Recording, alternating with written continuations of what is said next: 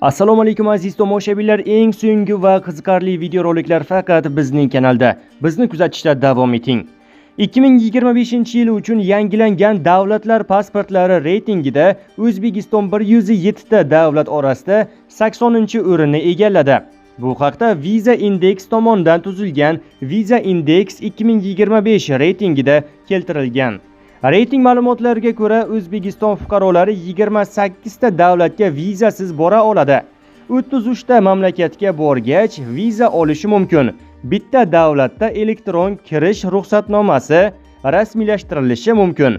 39 ta mamlakatda esa elektron vizani olishi mumkin va 128 ta davlatga oldindan viza rasmiylashtirilishi talab etiladi. Markaziy Osiyo davlatlari orasida Qozog'iston reytingda yetakchilik qilmoqda. Ushbu mamlakat pasporti 63-o'rinni egallagan.